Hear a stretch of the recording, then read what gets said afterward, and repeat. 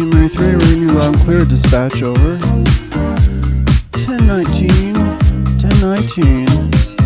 This is Centrifugal, reaching out to 4 Central, accepting transmission on all channels. All channels receiving, we've got a full plate here.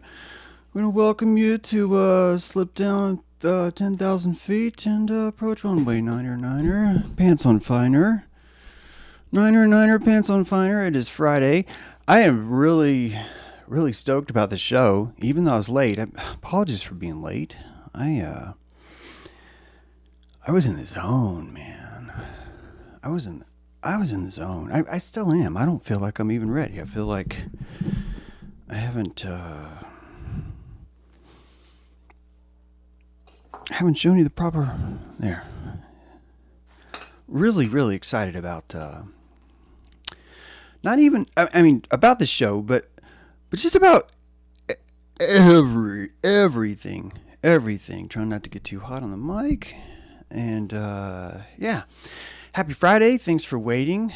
And I hope Graham's in the house. I don't see him, but I started Rockfin late. But Graham, it's been really great having you. Seriously, you don't. Oh, I'm pulling you out. Sorry, but you don't speak nearly as much as people understand how profoundly helpful you've been to my psyche. And thank you for your support. Thank you for supporting the show. And Patricia, good to see you too. Hats off to you. Hats off to all of those witnesses. 73 of you watching now. Only 16 of you have decided that I'm worthy of a thumbs up. I'm sorry, 17 of you have decided I'm worthy of a thumbs up. The rest of you are like, you know what? This guy's got to earn it. I'm looking forward to seeing if he earns it. And you're teetering over there, and I respect you for it. It keeps me sharp. It keeps me nippled. And I say this. Hello, Mo. I say this because we got a nipple-esque show for you today, and I'm going to figure out how to do that. I think I'm going to go in here. Yeah, it says trellis in the garden. That's the one I want to talk about. You guys know what a trellis is, right? I'm not. Someone correct me if I'm doing like a Laszlo's pyramid mistake here, but trellis. Maybe some of you are thinking trolley for some reason, right? But no, the trellis is that little ladder that you might see in a garden, right? And when you're younger, you might start to say, what's the point of the trellis? There's no roof. It does absolutely nothing. And then when you get older, you start to realize, wait a minute. That thing has like a viable purpose. I'm just trying to move my mouse over the other monitor here, and it's just not working. So just give me a sec here. But yeah, trellis is something you would find in the garden. James, if that monitor's not going to work today, even though it's on, I'm not sure what you're going to do. You're going to have to tell them that you can't do the slides unless you come up with some brilliant spur of the moment solution. I've never seen it do that before. That's interesting. So if I move, there it is. There you go. Thank you, buddy. I think you were just like, James, I will give you the monitor, but you need to be 1 gear down. Let the beat drop. B-double-E-T. Let the beat drop. You can't carry all these beats. Look how far away the wagon is. Let the beat drop. Let the beat drop. Can you guys hear me? I'm not muted, right? Everything's good. Trellis in the garden today, and here we go. Hey, Courtney, hope you enjoyed what I brought you in your dream last night. I know it's a little risque, but we like to keep things lively here. There's a trellis in the garden, but that's the wrong monitor. But we're so close now. We really are. Can't show you my inbox. That would be a rookie mistake. So let me choose the right window that's supposed to be here. So I'm gonna have to it's just something a little does here. But there we go. Trellis in the garden. Great. We're all set. Thank you so much for being patient, everyone. I really do respect your time, and I hope you're enjoying this even little ramp up. I don't know if you are, but I hope you are. So no, I'm not ready for that yet. Oh, stop it. Go to slide 1. Stop ruining it. Stop ruining it.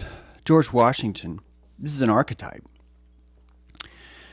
I don't even know if I've even given you the full Kono Takarius live stream I've threatened for so long that the village burner in the Powhatan dialect is Kono Takarius. Kono Takarius, village burner.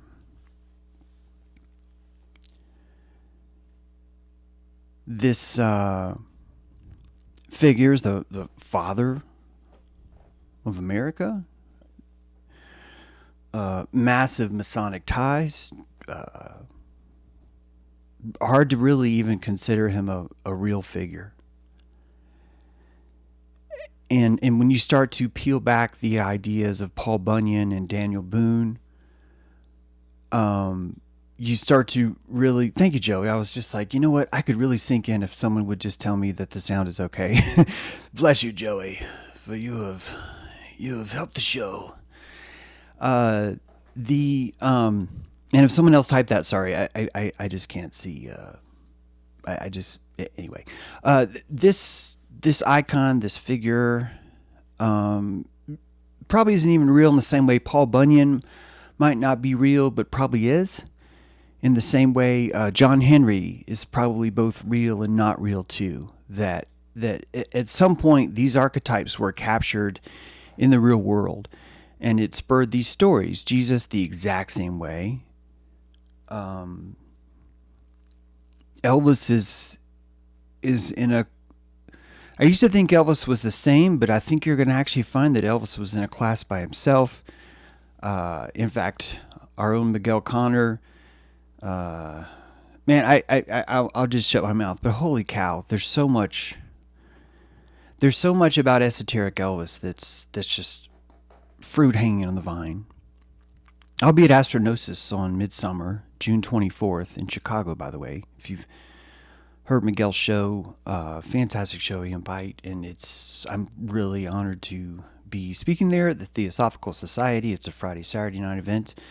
I'm thinking someone might drop you a link in the chat, and that someone could even be Spectral. I don't know. It could be. Who knows? We all got things. But yeah, that's coming up, and I really want to make sure you guys know about that opportunity because it'll be a lot of fun. I'm looking forward to being there. This George Washington character is archetypal, regardless of if it's real. Same way for Jesus, same way for the Beatles, same way for Elvis. There was a requirement that a lightning bolt needed to hit the ground, and whichever piece of wood, the tallest piece of wood in the forest, would be the one to receive, and that's how all these archetypes work. And whether George Washington was George Carlson or Wash Georgington, the lightning was still going to hit, and the archetype was still going to be struck in the minds of man. And there's nothing you or I can do about it. And you're living in a world surrounded by people that insist that these things are manufactured and constructed. And the people that are insisting that these things are manufactured and constructed and everything's a simulation are slaves. And they're slaves because they need to feel that someone is controlling it. They need to feel that there's a neocortex that's in charge because it makes them feel better. It helps them digest their food. And so they construct the entire reality wrapped around it, and you're no different. Why? Because when you were a child, a beautiful child, the only way you would swallow that carrot is if you could pretend it was attached to a space train. And by animizing the idea that it was a space train, you could swallow that food. And it was the only way that you could live in the world was creating this fantasy about the very thing that you eat that you hate. I hate carrots. I hate carrots unless it's a space train, and then I like carrots. And it's cute. It's always been cute. I don't even want it to change. The only thing that I find difficult to swallow sometimes is when we're pretending that isn't happening. When we're insisting that doesn't happen anymore because I'm a long child now. I am larger than 4 feet tall, which means I see and know all things. I see and know all things because I am longer than 4 feet tall. And it's the most simplest math in the world. And it's embarrassing. The same way you thought SeaWorld was protecting animals, the government is protecting the environment. And no one's getting it. Most of the orcas were drugged for years. But still, the collective psyche believed that SeaWorld protected the ocean. And that the ocean was in danger, but if we go to SeaWorld, we protect it. And I realized pretty early on, the first thing I wanted to be was a marine biologist. And I realized early on that James Drew does not have what it takes to be a marine biologist. I looked at the concept. I watched all the specials where they're like, we're going to tag an orca and follow it for 17 years by attaching this large beeping instrument that's going to completely fuck up its sonar for the rest of its life, and we're going to call that science. And I didn't have to hear this story of the psychotic SeaWorld orca who was dubbed psychotic not because of how he was treated, but simply suggested that this is just what happens to orcas. And this might be too heavy of a show for many of you as far as like the stuff. It was for me. I implore you to please be careful. There's going to be some slides here, and this is one of them. I should have warned you beforehand. Forgive me, but I need you to know that Tilikum scalped this lady. He scalped her. And I want you to know, this is going to sound really, really cruel, that the powers of compassion inside of me do not allow me to automatically assume that, well, Tilikum obviously was a psychotic. And Tilikum, he was a psychopath, and he was raised, obviously he wasn't getting the proper education he needed. And he was literally raised in the cradle of civilization by the academic elite who claimed to be the very protectors of the very thing. I don't say this lightly. I think Tilikum was communicating to me. I think he's communicating to you, but it's so salaciously dilating that not all of us have the ears to understand what he's saying. This is not a song. This is a war cry. And I'm called dark for listening. But I hear you. I hear you, Tilikum. I don't doubt that Dawn was a beautiful human, but I think that from the moment that she became a marine biologist, not once did she ever feel what I was feeling. Not once did she ever say, wait, why are we doing this? Can't we just like follow the whales? We just like follow them? I mean, you do know that whales have to come up for air, right? You guys know that? Hi, science board? Yeah. So the $1 billion grant we're going to get from SeaWorld to bag and tag mammals and place beeping barnacles on their back. Turns out all those mammals,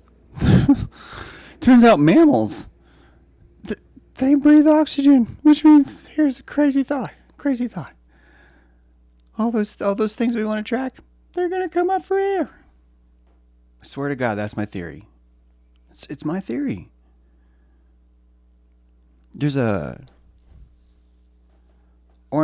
think I'm saying this wrong. Ornithological, right? The Audubon Society, the Ornithological Society of Bird Watchers. And the bird watchers would be like, you fucking sicko. What do you want me to duct tape a what you want me to grab this bird and are you fucking kidding me? And you might be, James, you really just don't understand how important it is to gather data. And I'm saying, no, you don't actually understand how fucked up people are. I'm talking about the majority, and I love humanity. I love humanity. I'm telling you that I love how fucked up so many people are. Just watch. You watch me, baby. You watch me. We have to protect these turtles from danger by placing a parasitic GPS device on them. This is the Turtle Conservancy. Conservancy. Right? And the first thing they did to conserve this turtle was to change it. Now all of its friends are like, what are you, like a retard now? He's like, dude, I don't even know how to get this thing off. And meanwhile, the same money that's being raised by that is used for what? We have to untangle these 6-pack plastic rings from the turtle's neck because it's slowing them down and they're unable to survive and it's choking them. So we're going to place these barnacles. We've come up with a super high epoxy putty. It's called plumber's putty. It's available at Home Depot. But we came up with it because we asked our university to come up with it, and they did. And they had a special program for 3 semesters where people who loved wildlife gathered to come up with the best putty. You still think I'm exaggerating, don't you? I was in the Southern Appalachian Biodiversity Project. I was a key money raiser, not that I have money, but of funding for the Red Wolf Release Project. I have been to so many coal mountaintop removal meetings. It's insane. I know the ins and outs of the corporate law around landfill permits. I have been there, my friends. No one was bleeding a liberal heart as much as me. Okay, so I wasn't like at the top because, wow, you're about to see there's more. But I was a pro, man. I was hanging 10. I was there. And not once could I ever see how I could become someone like Dawn.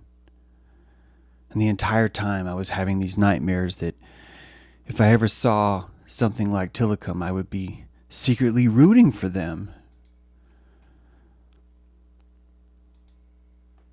And then it got worse.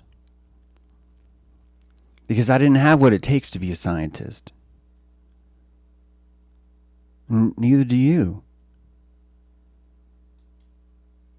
I didn't have what it takes to be a soldier. I didn't. There are 5 million landmines in Cambodia. Still. And there are people that insist that we are the good guys and we're the military. And every one of them scrolls past this little fact that there are 5 million fucking landmines in Cambodia. Do you know how small Cambodia is? Do you know how long it would take people that were insisting that we're the good guys and that they want to protect people? Do you know how long it would take the military to sweep this country in like a summer? How many years have we known that there are 5 million landmines in Cambodia? I did not have what it takes to be a soldier either. But Cambodia's just a one-time thing. Shut up, you freaking retard. May 29th, June 14, June 30, July 16, August 1st, August 17th. The entire time, the people who were too busy to go to Cambodia to sweep a geographical space that's about the size of New Jersey had plenty of time to set fire to an entire infrastructure in order to protect the environment. I did not have what it takes to be a soldier, and neither do you. I was a philosophy major, but I knew right away I do not have what it takes to be an academic. I am never going to survive here. I have ideas that are simply too expensive to exchange. I will never, ever be an academic.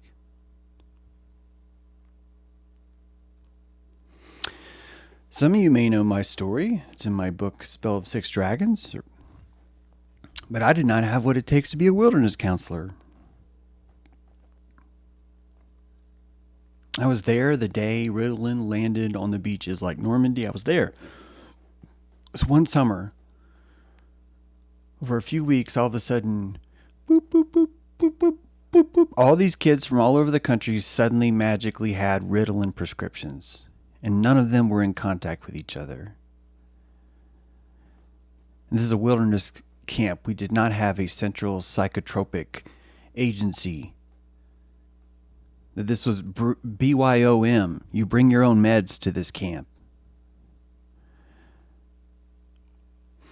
And it didn't matter what I had to say. I was a horrible wilderness counselor because I kept telling them that the Ritalin, I didn't know the words. I didn't have the language at the time. I was too stupid and naive. And that's not even an insult. Part of understanding what I'm talking about today is realizing the beauty of your stupidity and your naivete. It's crucial. Talk about hippies. Remind me to talk about hippies on this. You're never going to fall in love with a woman that wasn't a hippie at one time.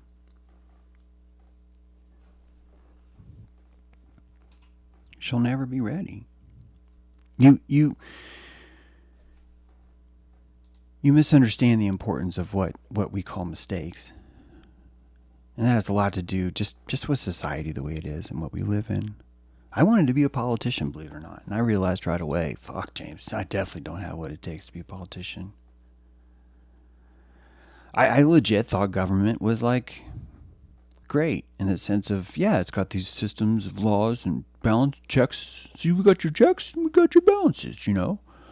And over here you got your checks and over here you got your balances. And I was like, what a great way to serve humanity. This is what I was telling myself. Yes, I was naive. It was gorgeous. You would have been like, my God, that man's stunning. Look how naive he is. Right? I had hair then. That's how naive I was. I had hair. I had like long billowy hair. That's how naive I was. And if you were to ask me then, I'd be like, this hair will be here forever. Because I am Fabio. Right? I tell you these things not to say go away. It's only the person in you that thinks we're about perfection that thinks that, and you're about to see why because you've been listening to the psychotics, which we're going to get into here. And I do not mean Tillicum. Do not mean him. I know he scalped her, but you have to understand the prawn economies. You do not get to, if a child reacts in a violent way to a pedophile, you do not get to scold the child by the level of their reaction. You do not get to judge them. You do not get to dismiss their plea. You can't do that. And this whole Hippocratic Oath is just fucking bullshit. No one does that. No one does that who gets a paycheck. None of them do. They will always do something instead. Most of us do not have what it takes to be at the top. And I'm not here telling you the system is broken. I'm here telling you that most of us, thank God, do not have what it takes to be at the top. Am I right? Can I get an Amun? I bet I can. Right? It's because you're haunted by David, the spirit of David. And he's encapsulated around the archetype that it closest resembles me. And there's nothing wrong with being haunted. So whoever David is, find out, integrate, or let it haunt you. I think it's beautiful either way. Haunted people are amazing. Got zero beef with them.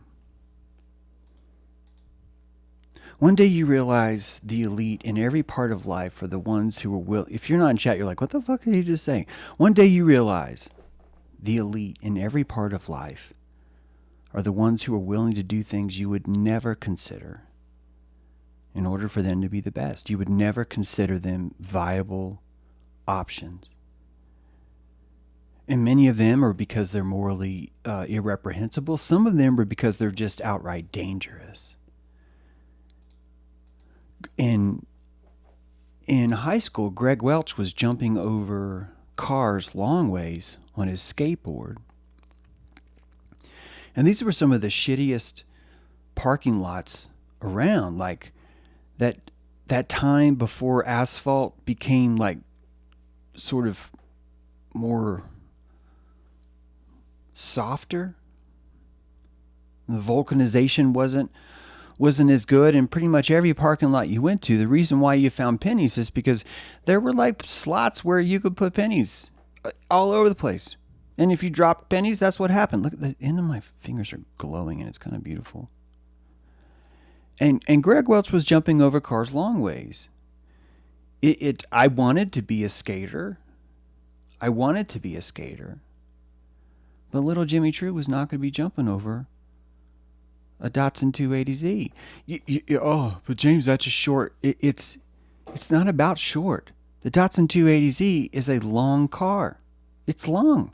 I'm not saying it's longer than a Cadillac. Pipe down, Bixby. I'm telling you that it's a long car. And if you're launching yourself over that long ways on the type of gravel that I'm talking about, you know what I mean.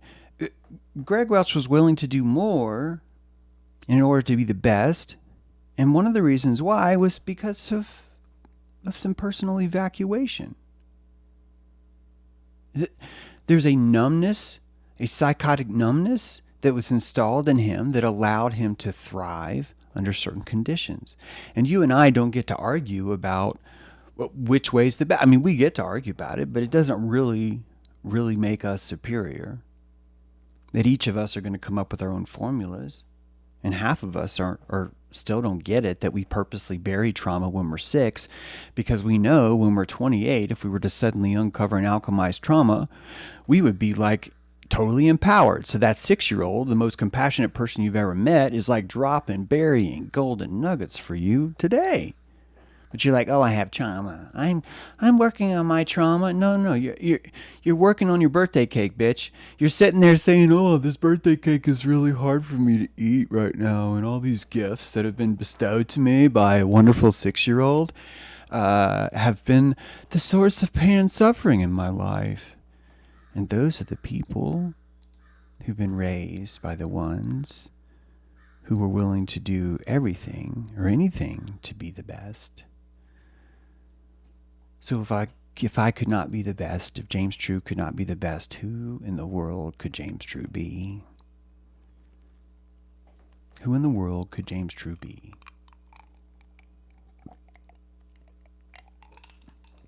Quick sidebar. Me and my friend Hal Phillips Lanolin were driving in a 280Z. Hal played, I want to say tuba, although it's probably going to be more accurate that he played like baritone trombone or something. It's possible. I could be getting that wrong. Please don't correct me, but I'm almost positive it was a marching tuba. Very, very big thing. That thing barely fit into the back of a 280Z. You could barely fit it in the back. It had the big glass window. We're both dressed in the brightest red, white, and blue uniforms on a Friday night, a mile away from the high school of Red Bank. And we get pulled over by the cops, and we're under suspicion for robbery. And he tells us, you guys match the description of 2 people that are involved in a robbery. And I do believe I said something to the effect of, 2 people robbed a house in a 280Z dressed in a band uniform. It's probably something not nearly as brave, but yeah, it was good times. Good times. That was the same 280Z that Greg Welch would jump. And really, if you really think about who was the brave one in this situation, it would be Hal's dad's insurance company.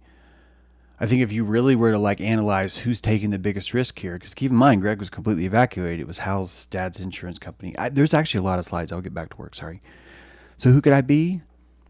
It turns out I could be Satan. It turns out having this idea that I couldn't be a marine biologist, or I couldn't be a soldier, I couldn't be all these things, has slowly led me to realize that the only thing I could be in this world is Satan. It's the only thing I could be.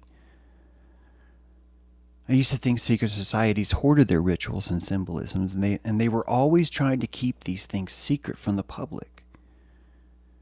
That no, you can't tell anyone our secret. Oh, he let our secret out. I can't believe that guy let his secret out. We're gonna have to kill him. I used to think that. I used to think that's how it worked. I'd twiddle my devious fingers when I felt I'd broken the precious code of the Masons, and I could now go out and expose them to the world.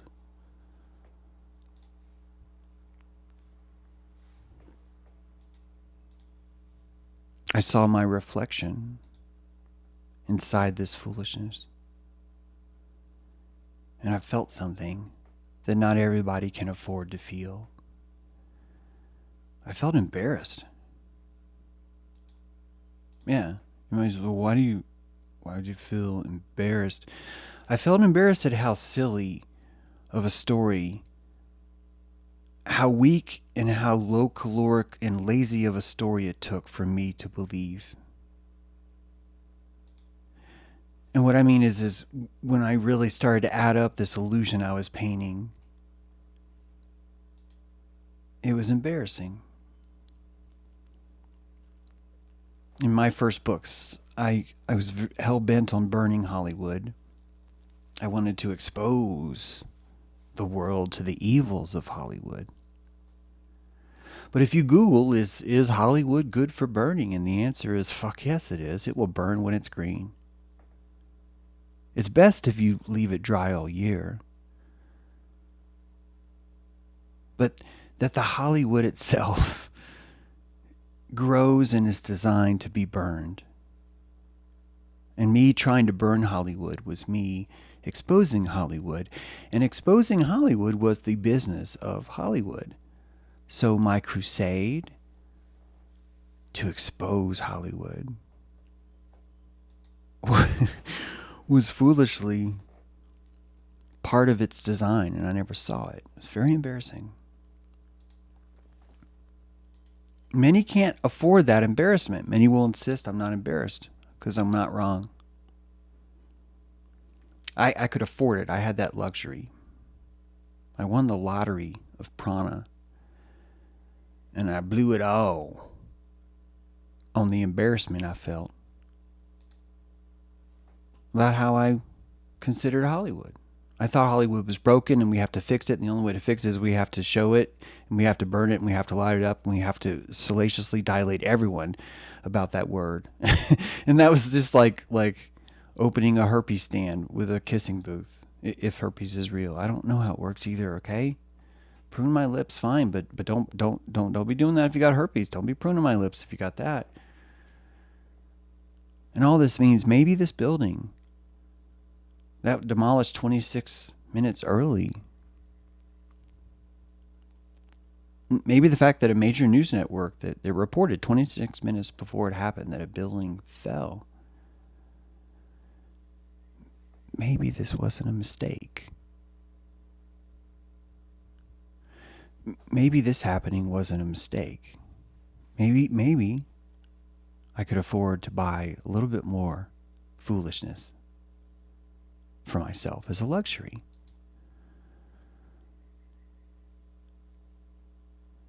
And you start to read the things of certain floors being closed off for months, and those floors, quote, quote, being renovated for the purposes of an art project. And that the art project that closed down all these office buildings were the same floors where the epicenter was said to be. And the whole time you think, see, it's a mistake. They really screwed up now. Then you even read that it literally says Solomon Brothers on the building. It says Solomon Brothers. And it doesn't just say that. It was actually the very building itself that fell 26 minutes early. That's the one that's called Solomon Brothers. And you would think if anyone was worried about being caught, the people that would be worried the most about being caught would be the ones that are invoking sacred symbols. But instead, right here, live on TV, the very sacred symbol itself that was insisting that we must hide, that no one must ever catch, is the loudest, brightest, most salacious, dilating thing you've ever seen and will ever see. And if you still have enough prana, you just go all in and you say, you know what? I'm never going home. I'm staying in Belize, and you spend it all to feel as foolish as you need, because you know that you cannot trust your beautiful, beautiful mind right now, because your mind has been deceived. And it's been deceived by the very things that you were afraid to see. And these things were told to you by a society that's run by people who are willing to do whatever it takes to be the best. That they're the ones that have always been making the rules. And you know they're crazy. They are fucking loco, S.A. You know that. You know that. And so these things start to mean different things. The enemy of my enemy could be my friend. Doesn't have to be, but it could be. It could be. I thought this was a mistake. Oh my God, they really fucked up now. I can't believe that they accidentally released the same transcript to all these local stations, and somehow miraculously someone happened to catch it. That's just like, wow, we're really those bad elite guys that are perfect and know everything, and that exactly know for all these years exactly how to distribute information. Boy, they really messed up now. But now that they messed up, we're going to be free because we're going to totally see them. I thought that too. I thought they were no longer elite evil ones who were simultaneously super powerful, yet always making these huge mistakes. This is a threat to our democracy. This is a threat to our democracy, right? That clip was also a Building 7. And you don't get to call them elite, super powerful dudes that are at the top of their game and they make mistakes. You don't get to do that. You don't get to say that. And if you've ever had any activity as a hobby and you go and find that hobby on a professional level and you go and you actually witness the people doing it at a professional level, you are in awe because you understand what perfection really looks like. And then you come back and you see things like this and you realize how foolish you can be, because you can afford to feel foolish. It's no different than believing that this all-powerful, all-knowing, all-wise God who never makes any mistakes just happened to make the biggest mistake of his life and had a huge lapse in judgment on the very person that he insisted he trusted beyond anyone else in the world. It's like the silliest story you've ever heard. And most people insist that this is what they believe. And it's no different than believing the boogeyman could literally eat you and your face and your parents and your dog and your cat. It could eat all of you, but only if your toes somehow consensually agreed by dangling themselves over the edge of the bed. It's no different. It's the exact same belief. And I encourage you to splurge with me right now and laugh at how foolish you can be. Laugh with me at how foolish you can be. You know, I'm foolish. I mean, I'm like really foolish. I'd say out of all you, I could probably be better at being fooled than most of you here. I have such a deep imagination that I got no fucking idea what's going on. I can drop some serious beats, B-double-E. I can drop some serious beats. And I know exactly how to distract myself in exactly the right ways to where, James, you're going to end up with 12 dark chocolate cookies in an hour and a half. And you're going to have no fucking idea how it happened. And I would be like, no, that's not going to happen. I'm not going to be eating 12 dark chocolate cookies in an hour and a half. Are you kidding? I'm in charge. Look at these people coming to my dojo. Are you nuts? No, I am fucking on top of it. And I'm like, yeah, I know. This is exactly, buddy. This is like step one. It's like the first one, right? It's it when you can lay in bed and animize yourself and say I love you and laugh at these things, you're you're ready for this secret society. And you have to understand how easy it is for you to create this weird law where only if my toes consent am I in danger. It's only that. Boy, I want to hang my toes over the bed. It's hot. So see, you're making the sacrifice, right? But it's a little sacrifice. It's a perfect blend of magic, and I don't want you to change this. I'm not here to say change this. I'm here to induct you into a secret society. You're going to listen. You're going to listen and like it. You are. You're going to be in a secret society at the end of this. And I spent money on this foolishness. And after I spent all my money on all this foolishness, something happened. I saw the human reaction and realized what posed the biggest threat to me was never my government.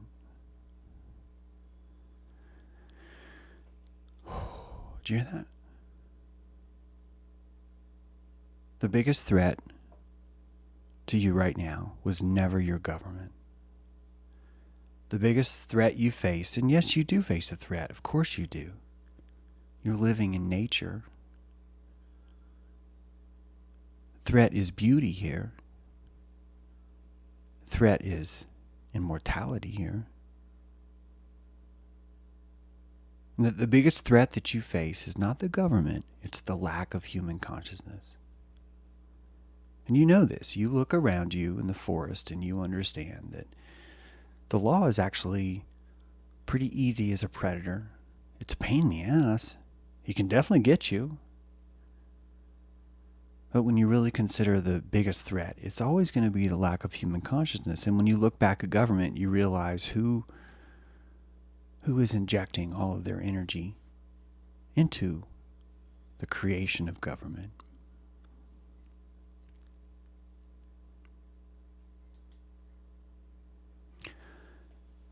May 10, 2012, a construction crew, Salt Lake City, located a briefcase left on top of the viaduct. The bomb squad was called out and disrupted the case, rendering it safe.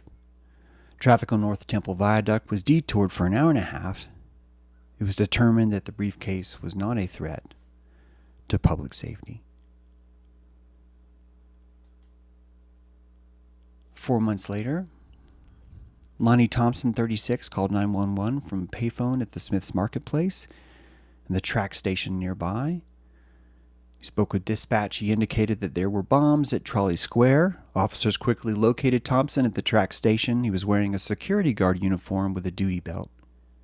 Thompson is not employed by any security company and claims to volunteer his security services to the community. He was taken to jail for making a false alarm regarding a weapon of mass destruction. Is Lonnie a bad guy? Or is Lonnie simply taking every word that's been spoken to him seriously? I see Tillicum inside Lonnie Thompson. I see a guy that's like, oh, well, why don't we honor every word that we hear? Why don't we take every word that government says completely seriously? And that's actually a sidebar from my original point, because the original point is that there are Lonnies everywhere. And there's a system in place. Did you know that you can call the Department of Homeland Security and report a bomb using an automated system? That you can press 1 to report, and then press 2 and describe the nature. I don't even want to say it because I don't want to get this live stream taken down, and I would respect them for doing it. Right now, someone who feels powerless in a world run by these people that we're describing can go to Amazon and spend $27.98 and wait, if you're in Seattle, 3 hours for Amazon delivery. And for those $28.97, you can buy a faux leather briefcase, and you don't have to put anything inside of it. And you can walk that briefcase to a viaduct, and you can stop everyone's life for an hour and a half.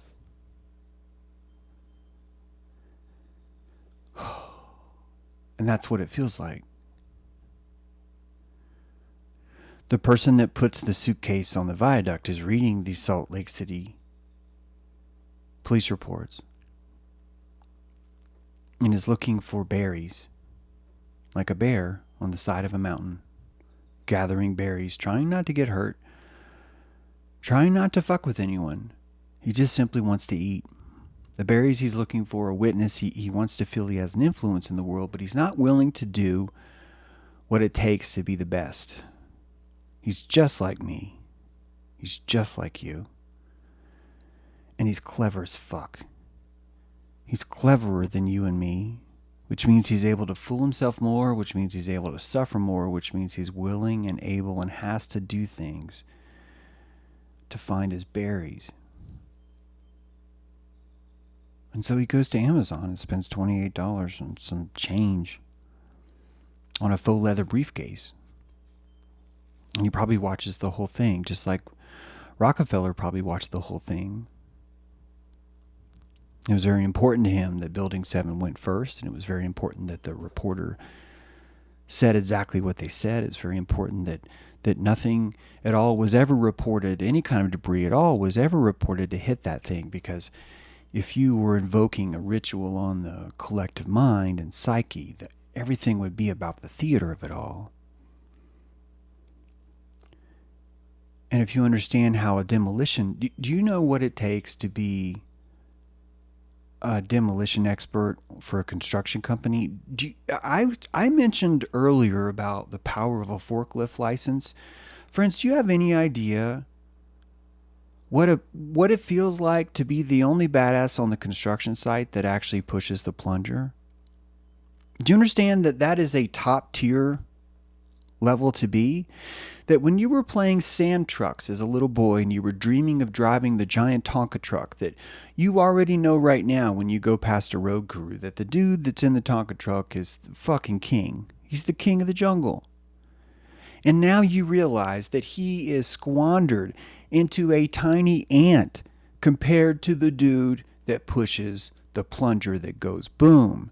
And to be the best at that, accuracy, timing, orchestration is the only game. And the timing and the crucial aspects of one of the most expensive properties in the world was not handed over to amateurs. Wake the fuck up. And this is good news. It is good news that I'm bringing you today. Lonnie gets it.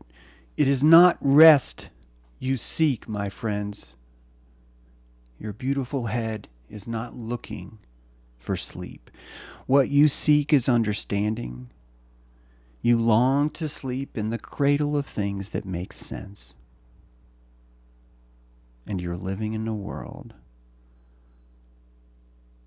run by people who are out to stop that. And it's not even the Masons.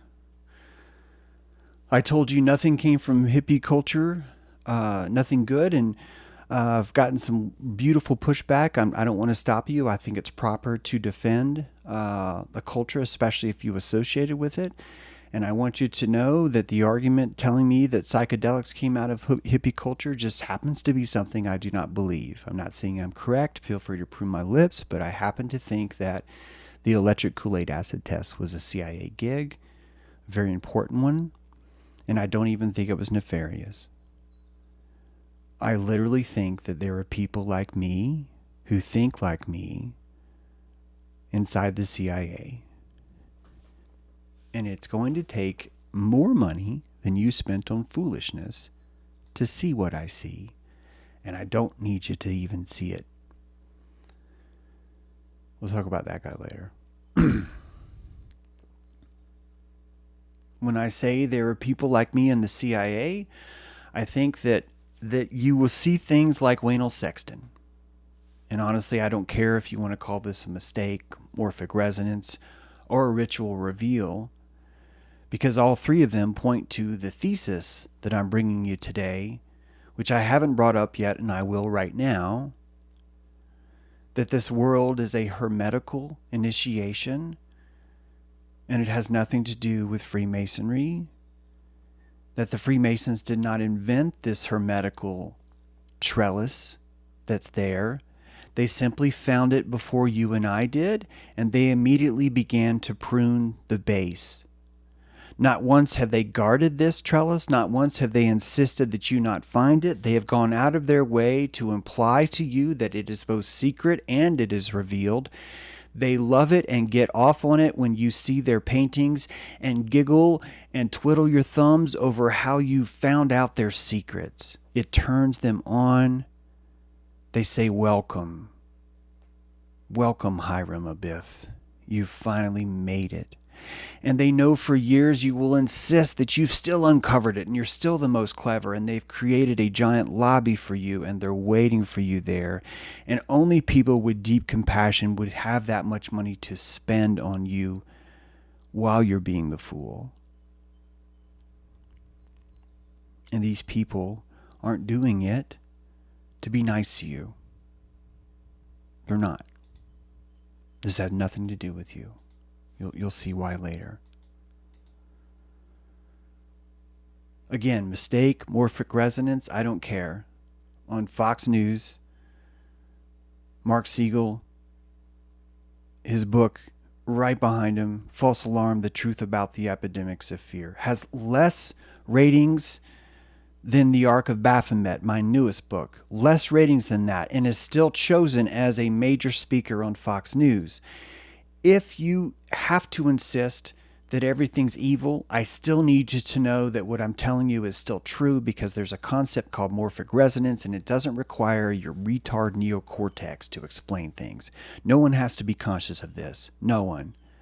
And I think the fact that no one has to be conscious of this and it's built into our system is exactly why the Hermetics and the Golden Dawn and the Freemasons have done so well for themselves, because they simply see shadows that you and I struggle to admit are actually there. They're not afraid of them.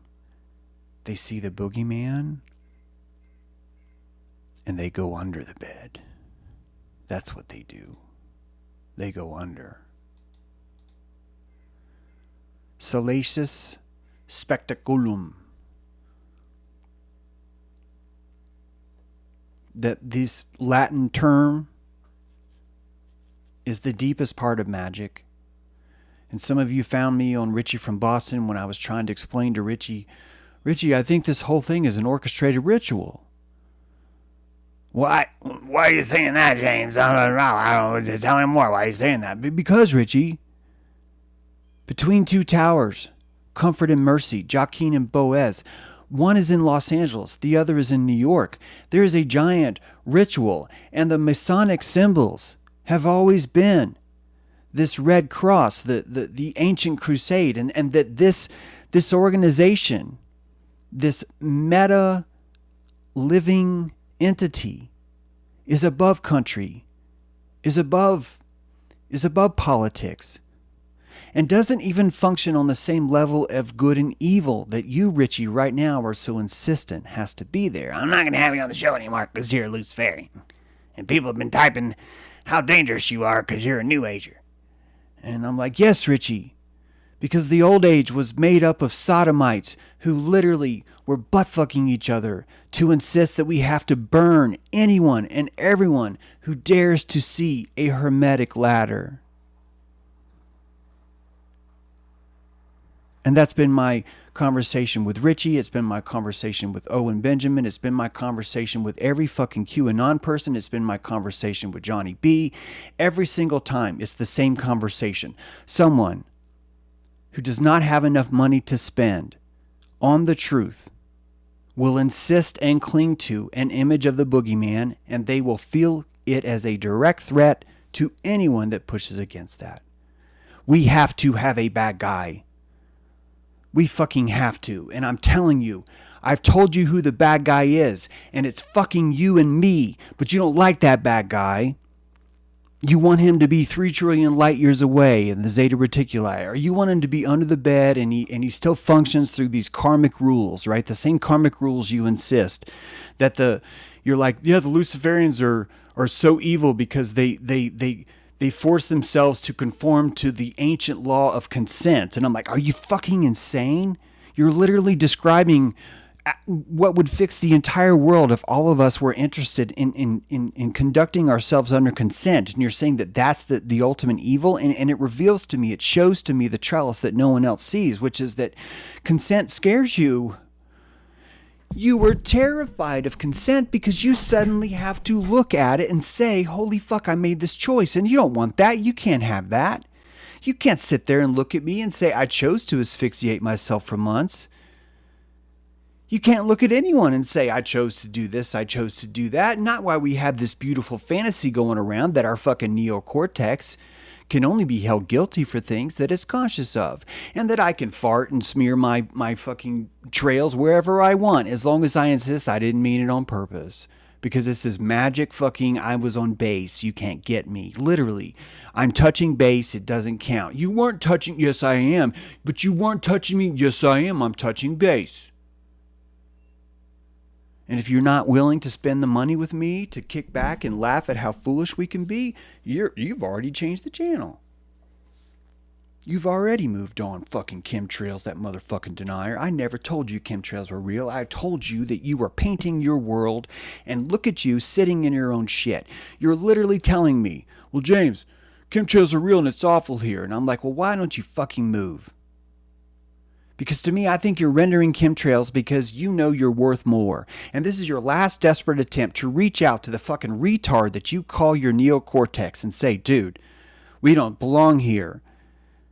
And all the signs, the girls breaking up with you, the jobs that you lost, the car that won't start, the bullshit that you get with your family or with your friends or with your community, that all these things have been your entire immune system begging you, telling you, would you please get the fuck out of this small town? But you're too fucking afraid. So now you're older, you're almost in your 40s, your hair looks like mine, you're still in the same fucking place and you're fucking mad as hell about chemtrails.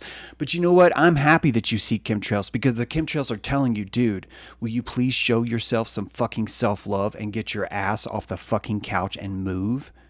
And the answer is no. No, I've got a good thing going here. Because chemtrails are just far enough away. They're just far enough away. And this is the dangerous thing I'm telling you about that's worse than government. The most dangerous thing is not government. Ukraine is the 9/11 of Europe, but most truthers will not know that because they do not know that Building 7 was revealed on purpose. This jackass awakened outlaw. That's all he does is suck the dick of Q all day long. And he can't see that. Instead, he wants to play polka dots and say, oh, what is this object on the pedestal? And you know what's sad? People I respect that follow me, they bought this. They buy this and they're like, it's the Virgin, it must mean this. And I think it means that the Pope is into sodomy. And I think it means that... And like, no. What it fucking means is that they will drop Building 7 right in front of your fucking eyes. And you will sit there and say, hey, what is this obscure blue triangle in the background? Fucking jackasses. And he's got a blue check. Oh, James is getting mad. Yeah, I'm getting mad. I'm allowed to get mad. I saw my humanity and realized what posed the biggest threat to me was not government.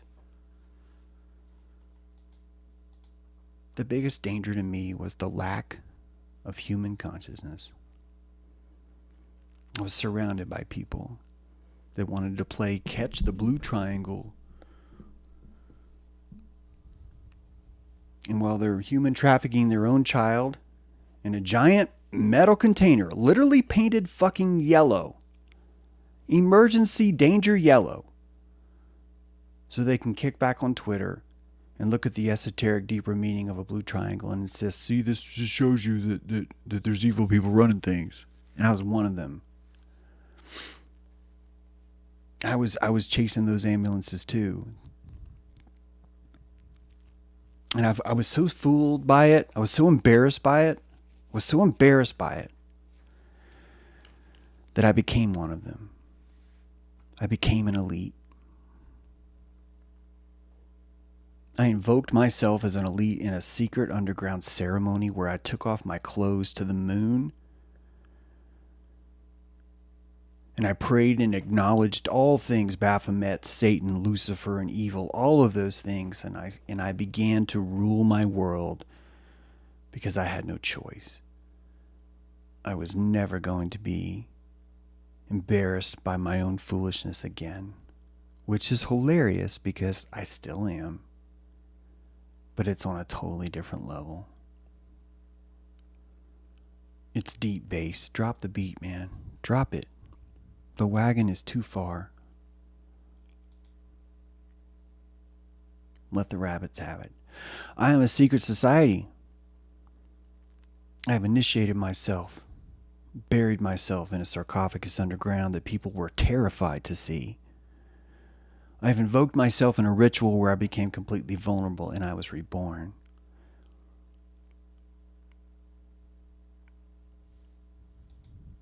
I am Illuminati.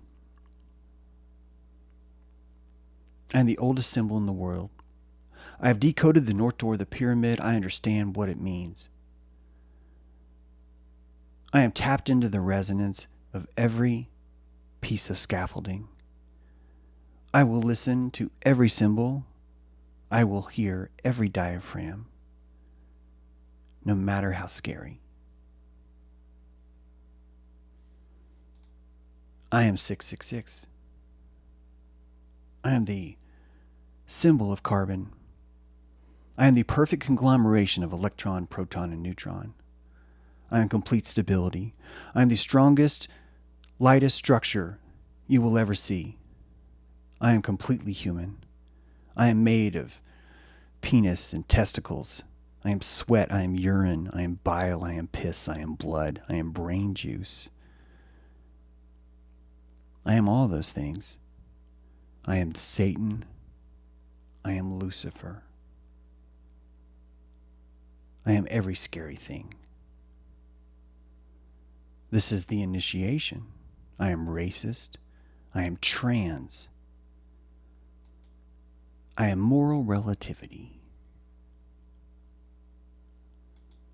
I am a heretic. I am witch.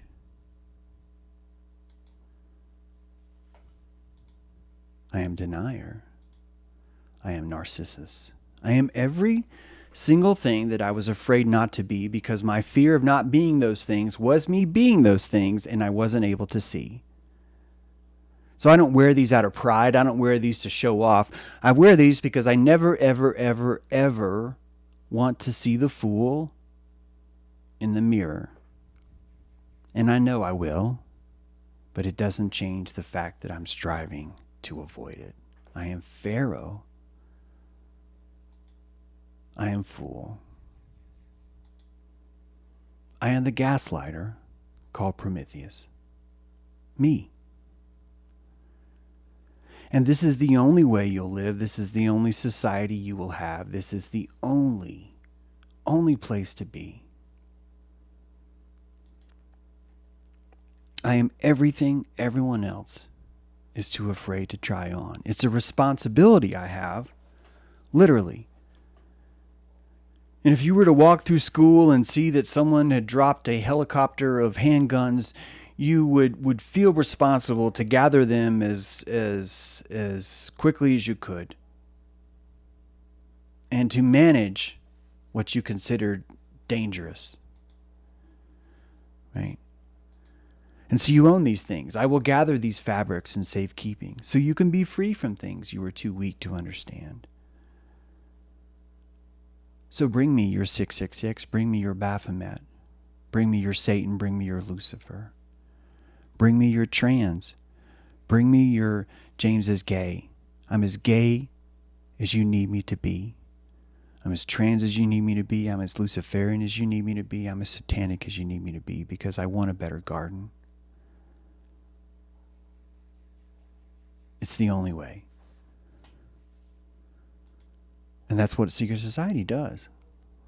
You have calories, so you spend them on your garden. None of these secrets, none of these techniques, none of these behaviors I'm talking about require a neocortex to secrete.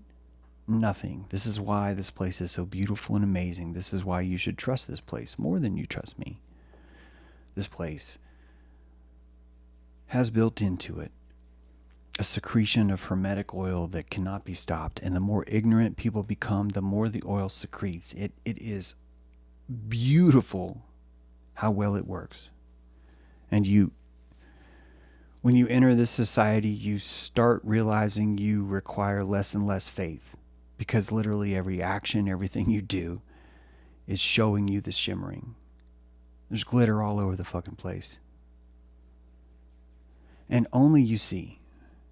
And thank God you're finally here at that cusp where you don't need others to prove to you that what you see is real. You'd never make it here. Israel. Israel. Israel. Is it real? Hello, Mo. I still think Freemasons have a bigger influence on the world than any president or king. So I'm not even telling you that they're not in charge. I know they're in charge, and I'm kind of happy about it.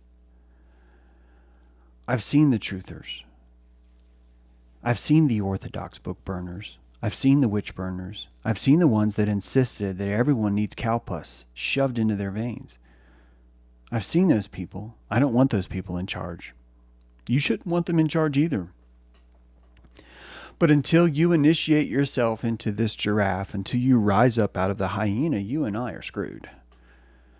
Because the biggest threat we face is the lack of consciousness. It is never government. It is the lack of consciousness. And the only way you are going to find people like me, the only way I'm going to find people like you, is going to be hidden inside the symbolism. It's the only way. I'm here to tell you that these symbols are promising you you're not alone. The hidden hand will always be man's insistence that he is in control. That's the hidden hand.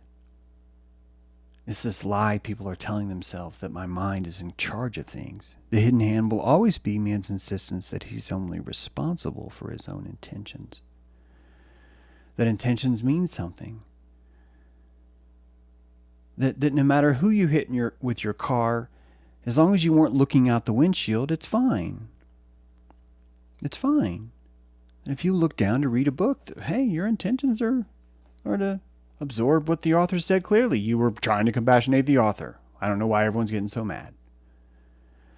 And that's such a beautiful fantasy to have. It's very similar to the boogeyman. It's very similar to the other stories we have. But it doesn't work, does it? You know, part of coming into the truth of this is really realizing this should really make you relax, I think. If you really compassionate this, you see it's true. The gardener does not actually want to control. He wants to civilize. The gardener would not garden. He would not enjoy gardening if he literally had to go out in the morning with his cup of coffee, sit in a long chair and say, grow, grow, grow. I order you to grow. I'm telling you, the very first thing the gardener would do was stop being a gardener. The gardener doesn't want to control you. He wants you civilized. He wants you civilized because he has no choice. He has no choice but to want you civilized. And you might want to ask why, but you know why. Our forefathers burned each other alive because we were acting differently. That the truth is that some of you, your great-great-great-great-great-great-great-great-grand aunt, not your grandmother, but that great aunt was burned because she knew too much. And that those people are the ones that made society, and those are the people the ones that have this notion that the best must be the best. That the best must be what we want at the top. That the people who are willing to be the best must clearly be the most moral, and that's the folly of victory. That's why Athena doesn't give a shit that Nike's trying to give her a crown. Look up the picture. She doesn't care. Athena is wisdom, not victory. And stop fucking carrying this stupid fantasy you can have both. It's really retarded. No, you can't. There was always a hidden hand at work helping you along the way. Do you honestly think that we rose out of this pit naturally? Because we didn't. We were drug out of the pit by hidden hands that didn't care if we liked it or not. And they showed us things that me watching statues tore down made me understand and love my own heritage. That's what it took. That being called racist made me realize that I wasn't. And a long time ago, I wasn't strong enough to hear that. My ancestors were not ready to hear that. They were willing to fall for that trick. And so they did. But not anymore. Because I'm standing on the shoulders of giants. These are tiki torches. This guy's wearing a button down and a t-shirt underneath. So's the dude behind him. So's the dude to his left. Every one of them is groomed. Every one of them is holding a tiki torch.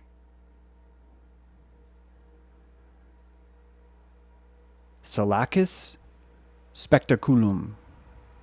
Salacious spectacle. It is built in. There's nothing you can do. Don't worry. Relax. Exhibit A.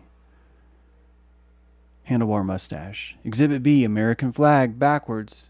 Exhibit C. My body, my choice. Ladies and gentlemen, the corona spins us all full circle. A conservative man is begging you to find your tribe and to finally understand that it is your body and it is your choice. It is built into the scaffolding, and you, the Hermetic abyss, the initiate, see it. And you have assembled among the company of your peers to find community. Welcome. It's good to have you. Good. Glad you're here. You know government isn't valid, but did you know it was important? The world is not broken. Government is important. And it's invalid. It's both. It's invalid and it's important, and both of those are important and valid. Most don't realize how necessary it is for government. But government is the Hermetic ladder. There's no other instrument that would work. We can't have church now. Church was the government. Now the government's the church. It's the same thing. You need a central communal port to offer Hermetic ladder. And the only ladder that's going to work is it's got to suck more at the bottom than it does at the top. It's the only way you're going to talk people into rising up higher. Thank you so much, Liz. Thank you. It's the only way you're going to rise up higher. It's the only way. Most don't realize how necessary it is. Government is perfect because it's invalid. It's absolutely perfect. And if the gardeners wanted to control you, government would be perfect. It would. In fact, here's what you'd say. You'd be going, you know what, looking around today. Hang on a second. And like 17 minutes later, what was I saying? God, this milk is so good. This government milk is so fucking good. God. What is that, heroin? I can taste heroin. Oh my God, liquid heroin. That is so good. And that's all it would take. But we've got these fantasies. Oh, we're so strong. We're so resilient. The government tries to defeat us and they can't. And they're literally just like begging you, can you please stop shitting on yourself? Can you please stop peeing on yourself and stand up straight? That's what's happening. And it's okay. It's funny. Enjoy your foolishness. I'm enjoying it. Are you having a nice time? Someone said, I don't make good accents. Fuck you, man. I make wonderful accents. They don't need to be accurate. They need to be passionate. If you can't feel that, then frankly, I don't know why you're here, my friend, because I'm nothing but a wonderful accent. Powerful people who live high above you believe in your potential. They do right now. They're like, I believe in this garden. I believe in it so much, I've cleared some trees because I want them to have morning light. They've constructed a trellis for you to climb into the light and join them. James, why would they want us to join them? Because they're powerful. Powerful dudes aren't afraid of people joining them. Powerful dudes are like, I would love connection. This is the definition of a symbiont. A symbiont wants connection. Do you understand? Eagles have friends. Do you realize the band is called the Eagles? It's not called Eagle. Don Henley, talented motherfucker, could have just called himself, I'm the Eagle. I'm the Eagle. I'm Henley the Eagle. No. You know why? He hangs with friends. You know why? Because friends make the place better. This place is so much more fun with friends. Why the fuck would elite people not want the luxury of communion, of community? Of course they would. Of course they would. Every single apex predator that you see enjoys community in some way. Yes, I get it. I know a lot of predators will actually take over and invoke the territory of others, but they're always doing that to the prey. It's always about the prey. It's more about, you guys still afraid of me? Okay. You guys still afraid of me? Okay. The great horned owl doesn't even build his nest. I know you know this, right? The red-tailed hawk spends weeks, right, building the finest thatched nest you've ever seen, and the the great horned owl comes in and says, dude, I want your house. And he's like, okay, you can have it. The great horned owl never actually said you have to leave. The red-tailed hawk was like, your energy's too much for me. You can have my house, dude. I'd rather just go build another one somewhere else. The red-tailed hawk actually never gets eaten by the owl. The owl's like, I'm here to eat you? No. He's like, dude, I really like your house, and I believe in a communistic society where all of us should stay. You know, and the great horned owl will explain, in pre-colonial times, a house actually wasn't a residence. Did you know this? Listen to the owl. A house wasn't even a residence. It was a place, settlers, long hunters, long riflemen. If they were out wandering around and you saw a shelter, you're like, there's shelter there. Oh my God, there's light there. Oh my God, they're cooking. That's where I'm going. It's the same thing on the Appalachian Trail. It's a different mode of living. Different. How many times have you noticed that underneath a rock, the chipmunk and the bird and the squirrel can all share some time out of the rain? It's true. It's true.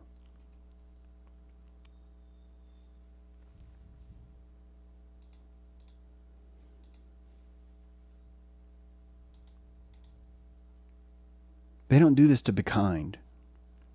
And that's part of that fantasy that everyone's evil. It's the same fantasy that everyone's kind. That there's someone out there that's just bored and just likes to make you smile.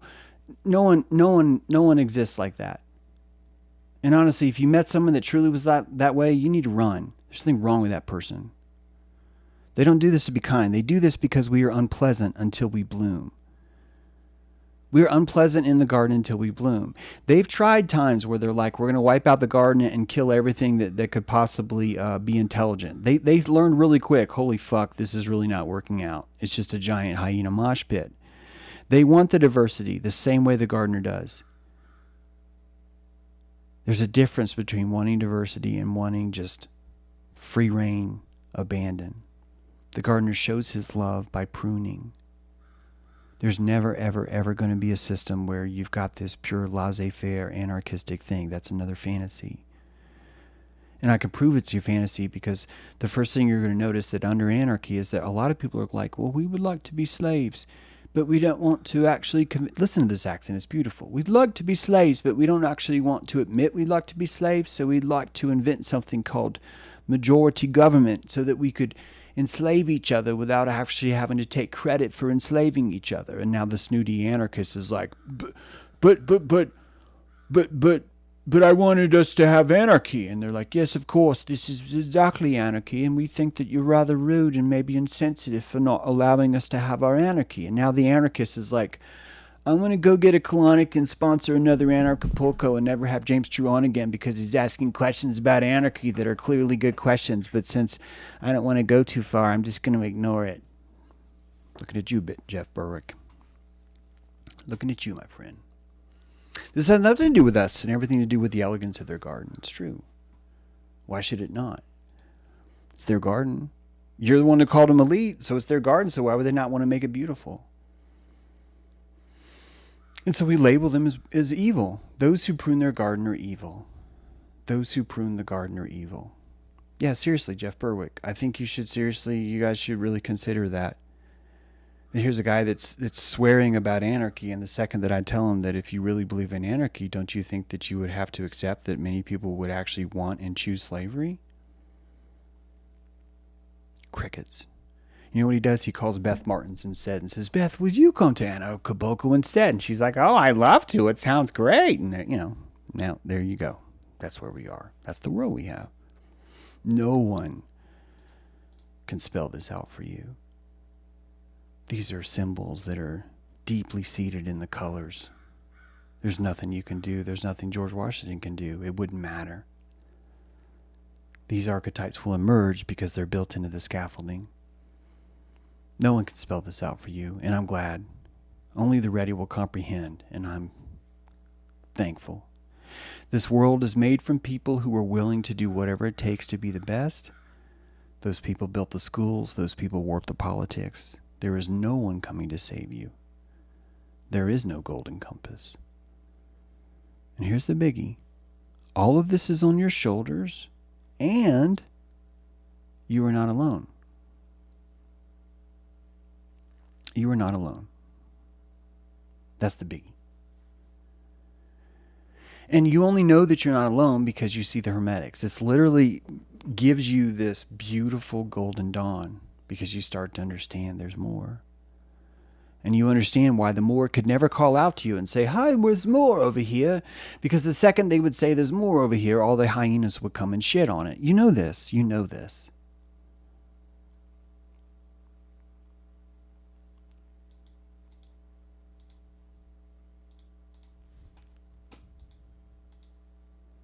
Farmers introduce symbols in the garden. I want you to think about it. The symbols that you see in culture are the trellis in the garden. They're keys dangling from the branches, giving you a way into a new door, a new doorway. And I'm sorry I don't have a better slide here to show you this, but in Mesoamerican culture, the Aztecs especially, but not exclusively them, there's been this resonance of the concept of an eagle warrior.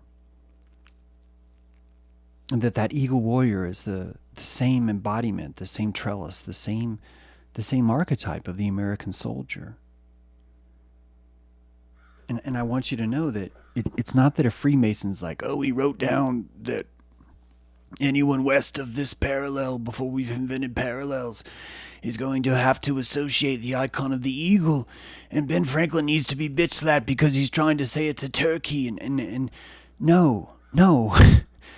That's that old slave mentality where you think someone has to control things. I'm trying to tell you that there's a morphic resonance that's alive in this world, and the Aztecs naturally fell into the archetype of the eagle because hanging in the garden of Amuraca right now is the symbol of the eagle. And that symbol of the eagle warrior is attracting the men in our tribe to reach for those grapes. And that the reaching of those grapes is not wrong at all. Even though it has folly, it doesn't mean it's wrong. Just as government is invalid, but it's important, so too is the eagle warrior a necessity to teach you the language of the Purple Heart. That right now you're forced to celebrate and say thank you to the very person that planted 5 million landmines in Cambodia. But you want him to eat first at Denny's because he has a Purple Heart, because he happened to be hurt doing all those things.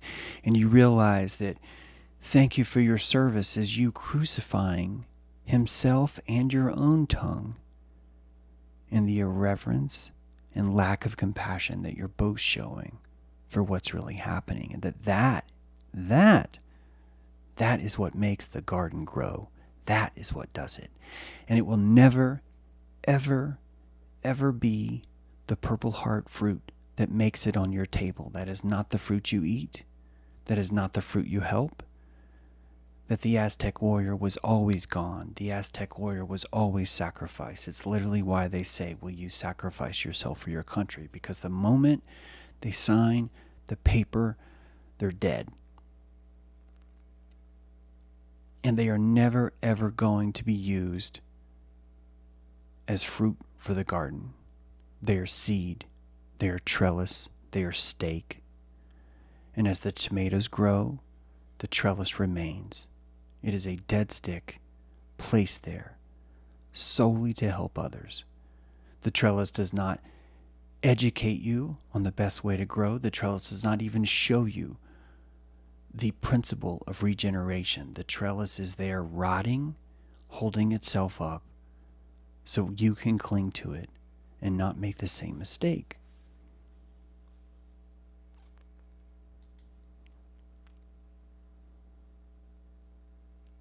Mared Moth put these films in a couple months ago. It's the videos that I had found a long time ago in my book that showed that the Epstein Temple was a utility building, and that the dungeon doors that everyone spoke about, that people swore they could see the fingers of children trying to crawl themselves out of underneath the arches, were a painted facade. And the moment I spoke this, I thought that I would be heralded as a researcher. But that's when I realized I was Satan. I was ruining the illusions of being under the bed, right? I was wait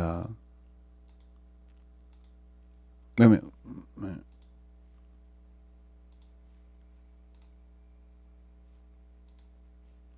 These initiations are you can't measure these by how many people enter your camp. I'm so guilty of this. 143 of you are watching, which is great. 86 of you have given me a thumbs up. When I lack calories at night, I'm like, James, you're not helping the world. You're not actually contributing. Remember I told you the artist journey? I was talking about me. What is my impact?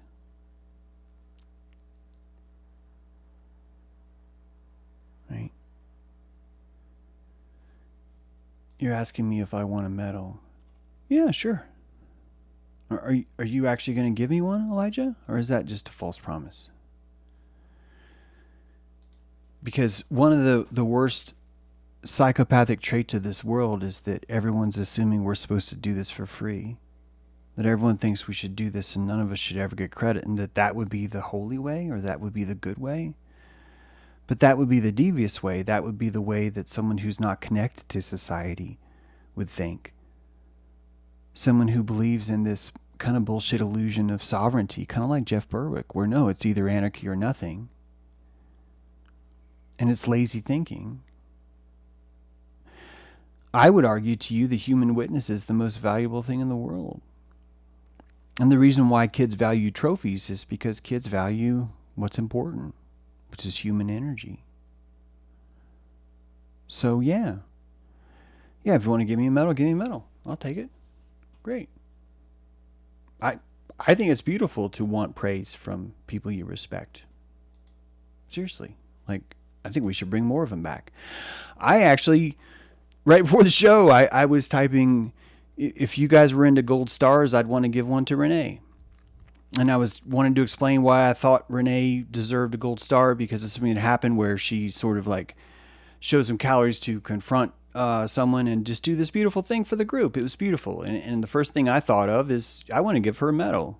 I was never like, I'm going to ridicule her for winning a medal. It was actually like never part of the equation. Do you know why? Because I'm not a fucking psychopath hyena. I'm not the best of the best.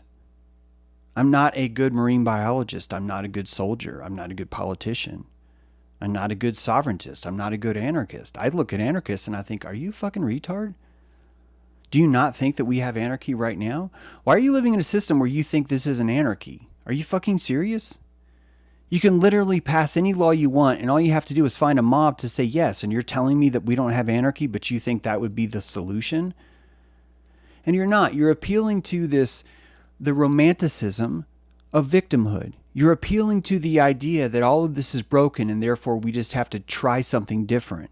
It's like the laziest approach I've ever seen. And I keep using that word because I want to remind everybody, most of us just don't have enough calories. We can't afford to buy that subscription to being foolish. And so we say shit that we don't even think about. We end up castigating one of the most beautiful resources in the world, which is witness. Like, it's really profound when you actually watch that. It's like, praise is bad. Why is praise bad? Like, really, why is that? What is praise but witness recognizing you? But when you wake up in the morning, what would feel good? Because you're telling me that people that you respect recognizing you shouldn't feel good to you. And that anyone that would feel good to is somehow broken. And I'm telling you that anyone that would respond to that is actually good. They're actually made it. They actually survived. We're symbiotes. This illusion of you being a sovereigntist, I think, is important. It's going to help you tread water. But I'm watching you cling to the side the whole time. You're not buoyant at all. You can't even play water spider. You can't even do it. You're literally afraid to even think about it. I'm telling you different ideas. Hey, come out here. We could play sonar. We could play this. And you're like, no, I'm an anarchist. And no one should get a trophy. It's like, okay.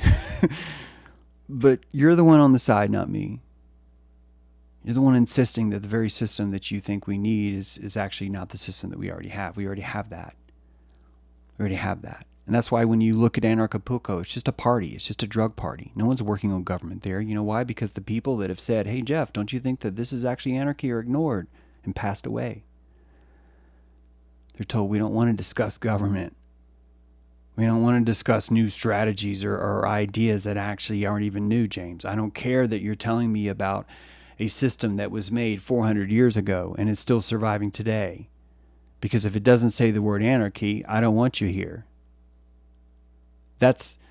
How is that innovative? How is that breaking the rules exactly? Tell me. Because what I see is another person that says, I want to be the best of the best. That's what I see. And those people rule the world. That's why Jeff Berwick has so much money. And it's actually healthy. It's healthy because if there wasn't a Hermetic ladder, I wouldn't be able to trust the people that made it into the fort. The clubhouse is small. And the quality of people you find here is completely irreplaceable. You're not going to find it anywhere else. And the Freemasons knew that a long time ago. They found the clubhouse. They didn't build it. They found it. They found it and they said, hey, let's put some paint on the walls. Let's make something pretty. Let's put some winks. Let's hide some hands. Because I want people to know that I see you too. I want people to know that I'm in this society too, because I'm looking around and I'm seeing all the retards. I see it too. And that's the secret society. There is no underground society that meets. Those people are just like the anarchists. They're pretending. There would be no way that you and I in this kind of secret society could even meet. The moment we published the link is the moment a hyena showed up insisting they were one of us. You can't be one of us. You can only reveal to yourself that you're one of us. You cannot be one of us. It will only be an internal thing. This is the concept of Horus, by the way. Horus is always on the other horizon, always. The moment you're born, Horus is dead. The moment you die, Horus is alive. Neither the twain shall meet. Neither the twain shall meet. That's why it's a secret society. That's why only some of us are going to get it. That's why the most of us are going to insist that you're Lucifer. It puts you in that club. It's beautiful. I wouldn't change a thing. Let me see.